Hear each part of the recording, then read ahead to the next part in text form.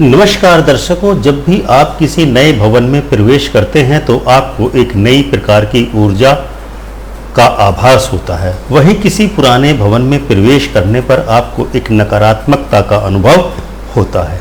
नए भवन के लोग ज़्यादा ऊर्जावान होते हैं, जबकि पुराने भवन में रहने वाले लोग लेथार्जिक होते चले जाते हैं। ये समस्या क्यों उत्पन्न होती है और इस समस्या का निदान क्या है? आज के इस अंक में हम आपको यही सब चीज़ों के बारे में बताने का प्रयास करने वाले हैं, ताकि आप पुराने भवनों में भी छोटे मोटे परिवर्तन करके श्रेष्ठ ची अर्थात धनात्मक या उत्तम प्राणवायु को प्राप्त कर सके। लेकिन उससे पहले दर्शकों, आपसे एक अनुरोध है कि वीडियो के नीचे दाएं हाथ की तरफ नीचे एक सब्सक्राइब का बटन है, जिसको दबाने पर घंटी का बटन दबेगा और घंटी के बटन को जब आप दबाएंगे तो ऑल का ऑप्शन आपको चुनना है, ताकि हमारा नया वीडियो अपलोड होते ही आपको सर्वप्रथम नोटिफिकेशन प्राप्त हो सके। तो आइए शुरू करते हैं आज का यह कार्यक्रम। किसी के भी निवास स्थान की फेंग शुई परिस्थितियों में किस प्रकार से सुधार या परिवर्तन किया जा सकता है। किसी भी नए बनने वाले भवन, स्थान या जगह में ऊर्जा के बहाव को संतुलित करना अत्यंत ही आसान कार्य होता है। जिस प्रकार किसी कैनवास पर चित्रकारी करना आसान होता है, क्योंकि आकृति बनाना अत्यंत ही आसान होता है।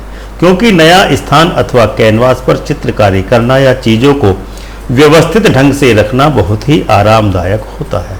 क्योंकि आप नए कैनवास पर ची यानी ऊर्जा के संतुलन के लिए यिन तथा यांग दोनों ही प्रकार के रंगों का तत्वों का इस्तेमाल संतुलन के साथ कर सकते हैं। रंगों के अभिनव प्रयोग से आप अपने जीवन को सुखदायक बनाने के लिए उत्तेजकता भी प्रयोग में ला सकते हैं। तो यिन तत्व को बढ़ावा देने के लिए जलीय कारकों का प्रयोग करते हैं, और यदि आप अग्नि तत्व के रंगों का प्रयोग करते हैं तो यांग ऊर्जा का संतुलन बढ़ जाता है। इसके दोनों को संतुलित करने से आपको जीवन में आश्चर्यजनक परिणाम प्राप्त होते हैं। अपने निवास स्थान के पर्यावरण में धात्विय तत्व की जांच करके भी परिणामों को उचित रूप में प्राप्त किया जा सकता है। यदि आपके भवन में गलत तरीके से लोहे का फर्नीचर या भारी भरकम सोफा अथवा सेटीज को प्रधानता देकर रखा गया है, तो उसके द्वारा भी आपको दैनंदिन जीवन में अस्त व्यस्तता का अनुभव हो सकता है। इन परिस्थितियों में पर्याप्त संतुलन बनाए रखने की आवश्यकता है। इन चीज़ों के उचित संयोजन से आपके निवासियों के अंदर भ्रमात्मक स्थिति भी उत्पन्न हो सकती है। ऐसे हालातों से बचने के लिए उत्तम ची अर्थात ऊर्जा के संचरण के लिए स्पेस क्रिएट किया जाना आवश्यक होता है। यदि आपके भवन या घर में काफ़ी अधिक चीज़ें रखी हुई हैं तो वहाँ पर रहने वाले लोग उत्तम ची का लाभ नहीं उठा पाते हैं, जबकि नए भवन में जहाँ पर चीज़ें बहुत ही कम या ना के बराबर ही होती हैं, वहाँ पर धनात्मक ऊर्जा के संचरण के कारण वहाँ के निवासी ज़्यादा अच्छी धनात्मकता की अनुभूति करते हैं। इसीलिए अपने निवास स्थान अथवा कार्य स्थल पर कम से कम चीज़ों को रखें।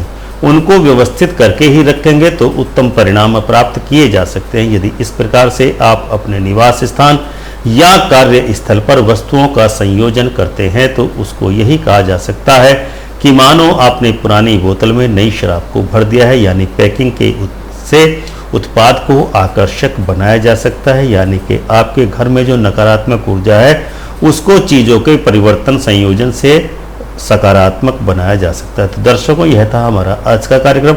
आपने अभी तक हमारे YouTube चैनल अमृत प्लस को सब्सक्राइब न किया हो तो इसको अवश्य ही सब्सक्राइब कर लें, और यदि आप हमारे इस कार्यक्रम को हमारे फेसबुक पेज वास्तु ज्ञान पर देख रहे हैं तो आप हमारे फेसबुक पेज वास्तु ज्ञान को लाइक एवं शेयर अवश्य ही करें।